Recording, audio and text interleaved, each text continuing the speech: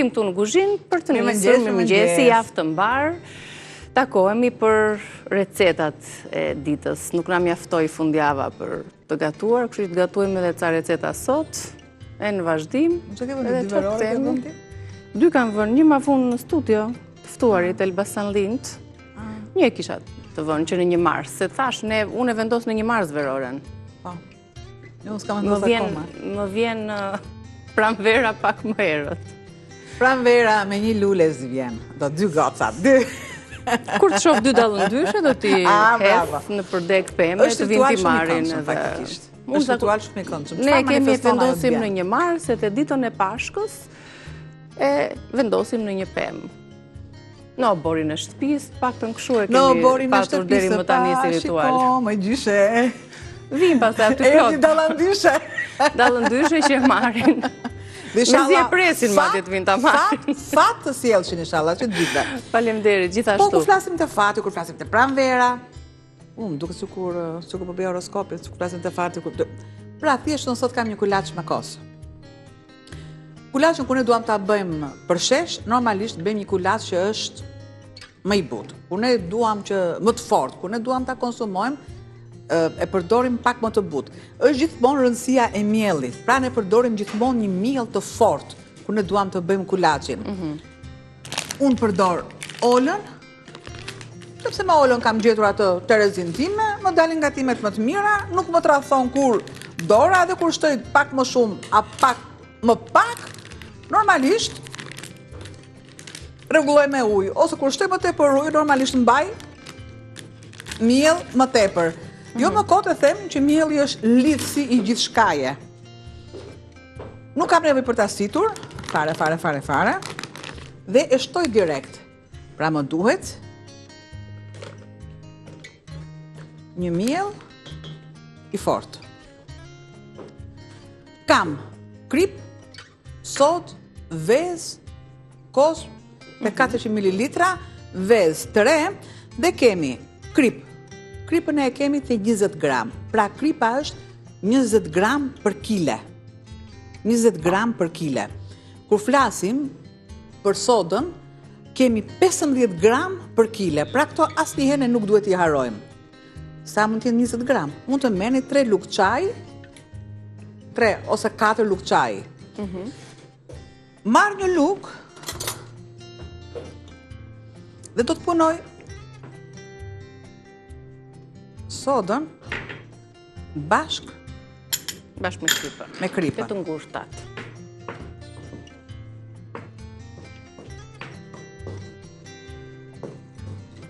Kulaçi për këtë mëngjesin, kështu i ngrohtë. Shtoj vezët. Dhe kur flasim të vezësh, çfarë vezë kompakt, e vështirë për ta, shiko?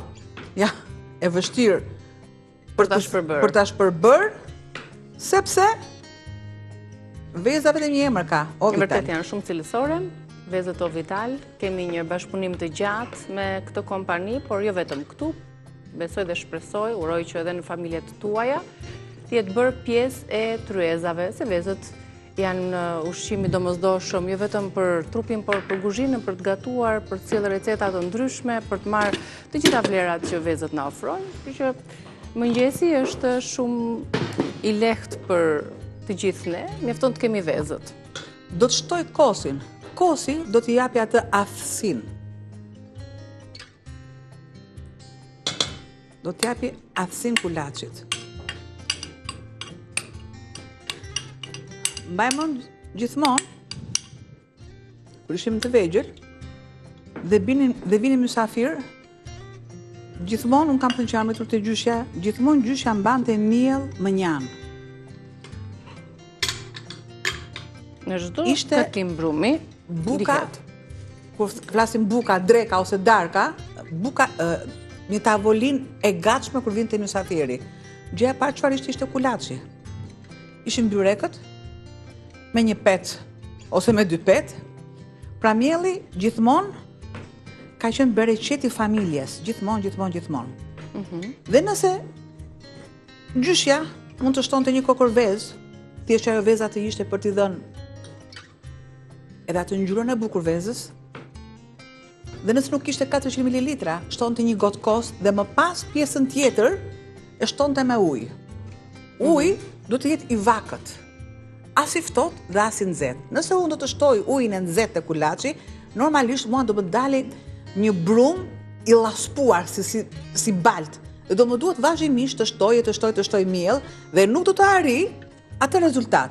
Nëse është i fortë, nëse është i ftohtë, ai brum do më dali shumë i fortë. Pra mua më duhet të kem një brum vërtet të ngjeshur të dali kulaçi. Shtoj aq ujë sa mua më duhet të zë brumin. Si duhet jetë brumi? Brumi duhet jetë elastik. Jo të ngjisë në përduar, por të jetë elastik. Dhe marr e punoj direkt me duar. Për bërësit, recetën e kemi gati, recetën e shkruar, për bërësit e këtij kulaçi, që domosdoshmërisht do ta konsumoni të ngrohtë, edhe ashtu nuk mbetet as një pjesë pak djathtë për ta shoqëruar dhe çfarë të themi. Miell, vezë, vaj ulliri, kos, krip, sod dhe ujë të vakët. Normalisht në varësi të kulaçit që kam dhe vajin.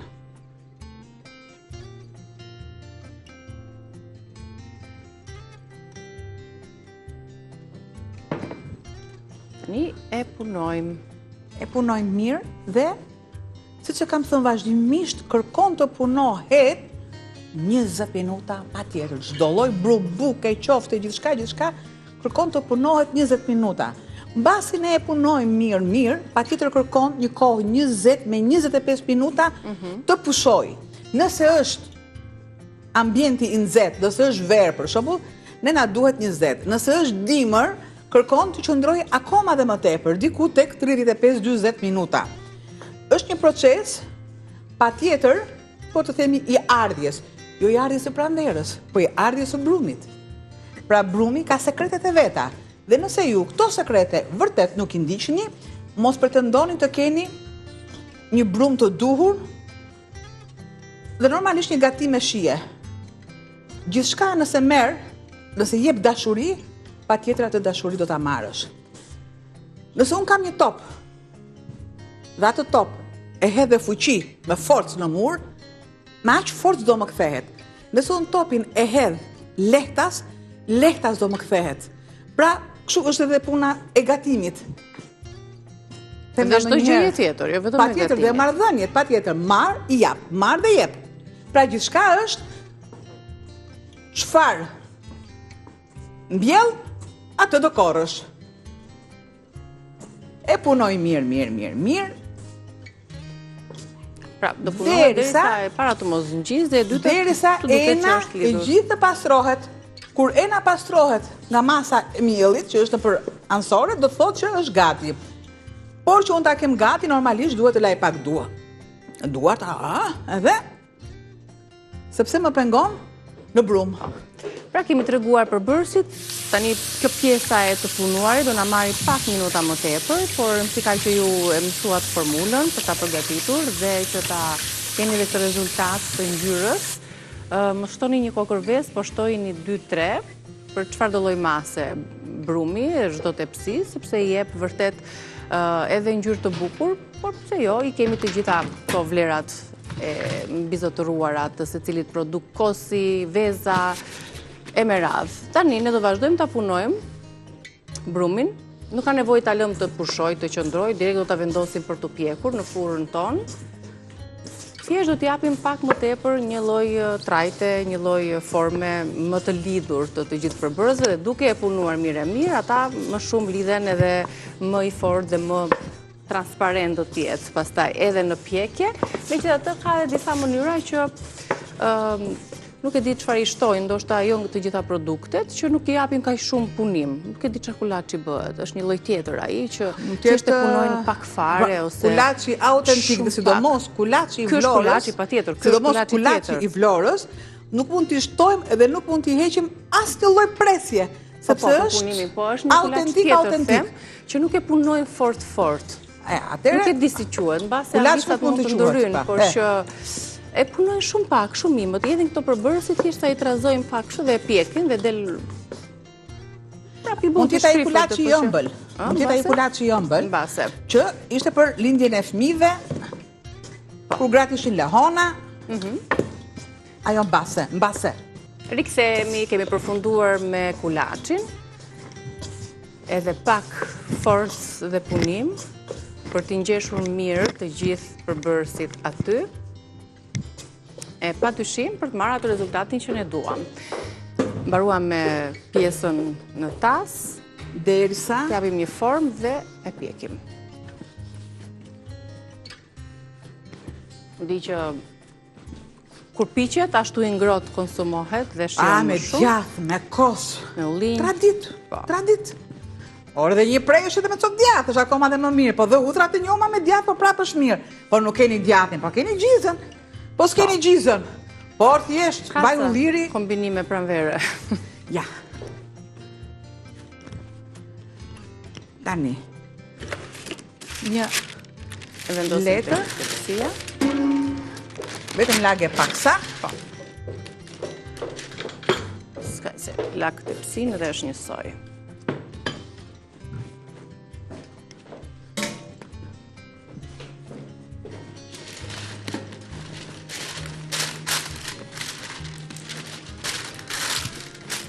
Derisa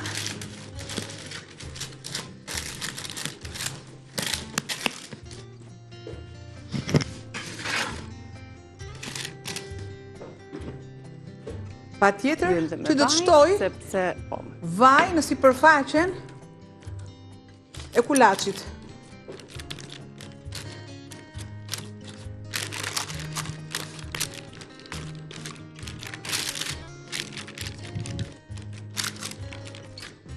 Ky është kulaçi. Me i shishëm apo i shishëm, do thoni ju, kur ta ekzekutoni si recet. Mielin për çdo përdorim nga Ola dhe përbërësit e tjerë, 3 vezë Ovital, kosin, vajin, sodën, kripën. Pirunin.